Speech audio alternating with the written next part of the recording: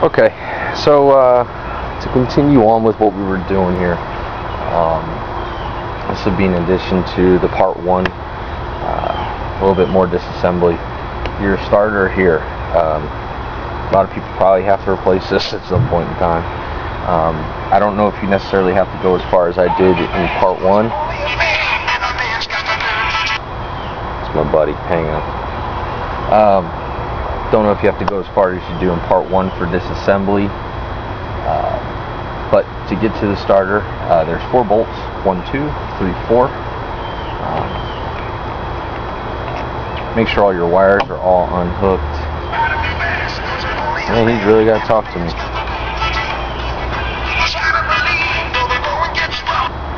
I have to call him back.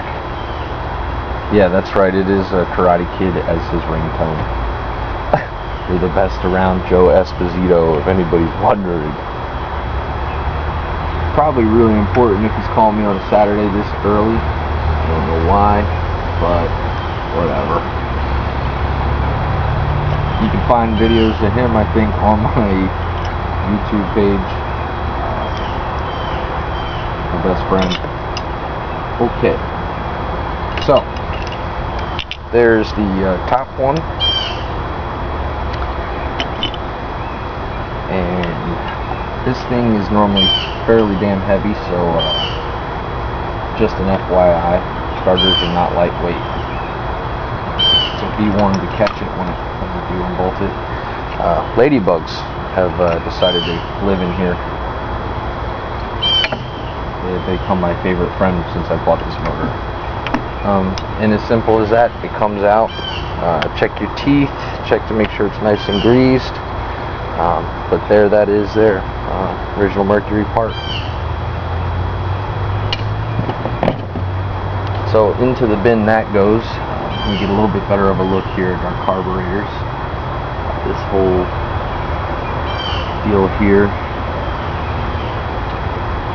So probably next on the list would be to probably take apart this fuel pump here, which you have a hose that runs up here to the top of the carburetor and then feeds down to the other carburetors.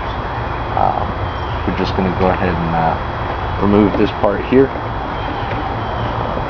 These hoses should be replaced too. Cheap insurance on something like this, you know. As you can see, this one here is pretty nasty. Clamps should be replaced too. Give it a good tug. That wire is off. I have a second one here that runs down to the feed line for the fuel tank. Now my feed line, I found out when I was trying to get this thing started that it was leaking a little bit down underneath here, so I'm going to want to take that apart too and get to that. And that leaves me here with 5 screws, Phillips head screws. If you don't have one of these screwdrivers, I highly suggest getting one. They're extremely awesome. It's got every bit you want in it. This one here is made by a very well-known company that replaces your tools if they ever do break. You guys should know who that is if you're looking at this video. If not, you need to invest in some of their tools. Because I'm known to break tools because I use tools for reasons that they're not supposed to be. From the looks of it here, it looks like this one here helps keep the actual fuel pump together. There's 3 that go straight down into the bottom cage here. So we're going to pull those 3 screws off, and out comes the fuel pump itself. Looks like we have a hose on the bottom, which has the factory Mercury crimp on it. Probably for vacuum to pull fuel through. So I'm going to go ahead and take out the 3 screws that I loosened. Set them to the side so I can put them back into this thing. And there's 2 hoses here. One goes into this case, which I can undo with a screwdriver again.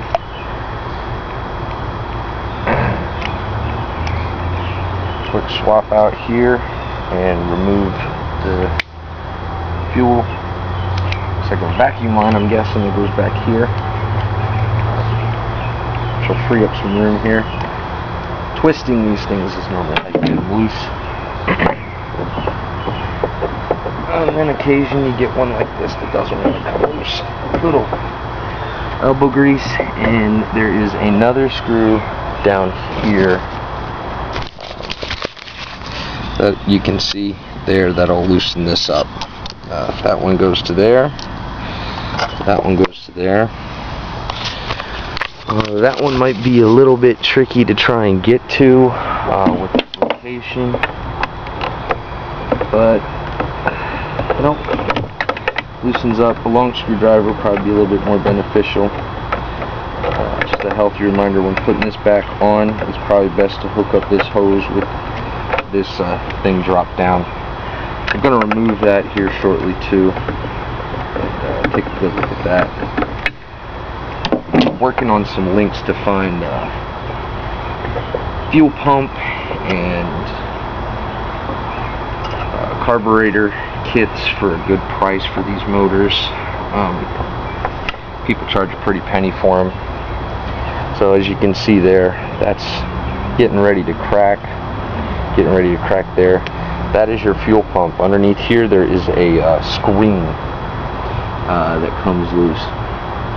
And here's a good example of those ground wires I was talking about in my first video.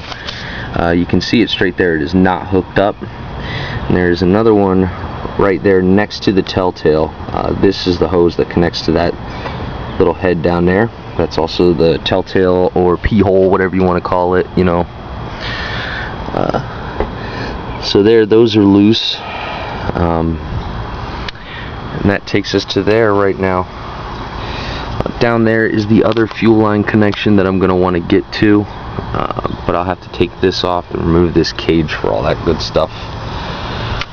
So we'll take a break there, and can't wait to add some more videos for you guys.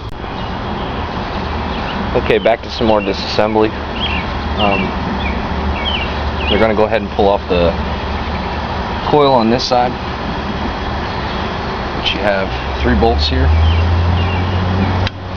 Obviously you're going to want to detach this cord, and like I said before, it just pulls right out. 3 little bolts to take this off.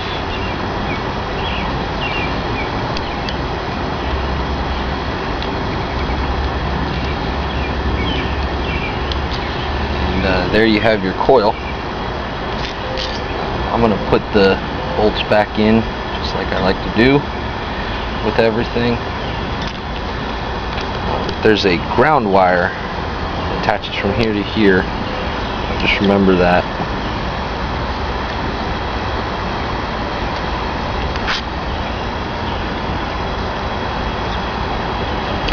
And I'll probably take some degreaser or something and clean these all up before I put them back together.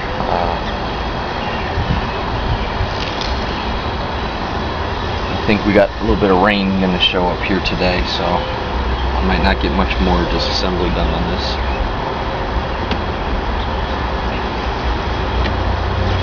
Over here you have your linkage. There's a small tab that you lift up, pull up on it, it comes loose, and it'll release your throttle and shift linkage. And there's 2 bolts back here to unhook them. They're kind of a pain in the butt to get to. A lot of times a 7/16 wrench is your best bet to loosen these. If you can get a ratchet in there, more power to you. I tend to have an issue with that. They are nylon lock nuts, so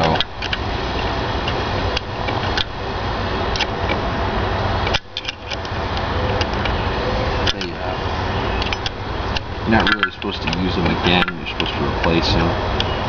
But for right now, for this purpose, I'm just taking them off so I can remove these cords, because I want to be able to get to everything here.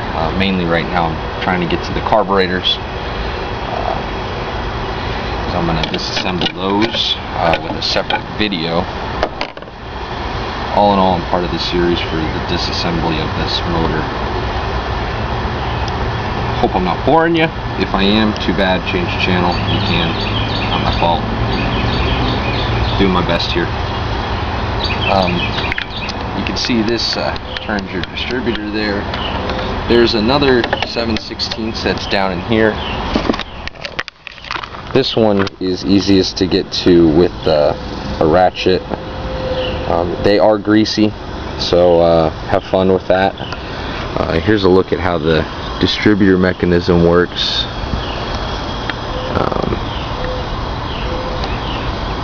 And all that good stuff. I'll go into a good starting point for setting all these cables up when I get to that point for reassembly. But for now, I'm gonna get a socket and show you how to take this off. And here's your latch mechanism deal. It's funky, it's weird, it works though. Part of Mercury's engineering firm, great design, I guess, whatever. You can sense my sarcasm. And if you don't know anything about me, about every other word that comes out of my mouth pretty much oozes with sarcasm, so get used to it. Let me put you on pause while I find my 7/16 socket, and we'll come right back. Okay, back again with the 7/16 socket. Drop that on there. Go ahead and loosen all this up. That is a hold down tab in there. Just be warned, a lot of things like to fall into this tray, this cow, which works for me when I'm working outside in the grass because I don't have to chase it. But then you gotta get the crap out. So once you have that loosened up, you do have to hold this out to get access to it. The whole thing here will pop out and you can slide your two cables out.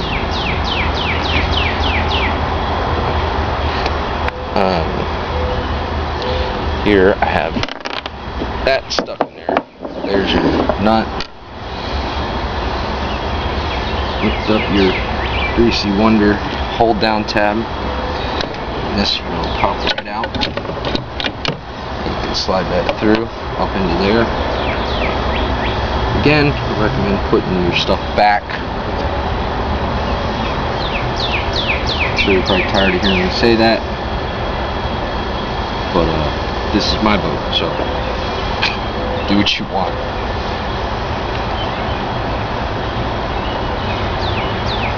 Here is that socket. Just for the time being. Oh, another thing is, if you're gonna be working on this, I should have mentioned this before. Put your boat in neutral, because if you take anything apart, you want it to be in neutral when you put it back together. There's a couple instances where it needs to be in drive, but something I read in the book, but that doesn't apply to anything I'm doing here. You can go ahead and clip this contraption back together, which is now kind of in the way, but now I need to take, I really need to start to loosen this up so I can get access to the stuff I got going on in here. Right now all my wires are loose. I just kind of stuffed them in there while working. I'm going to come back over to this side. There is one bolt, two bolts that hold down that starter relay. So let me move you over to this side. See if I can set you up to take part in watching this.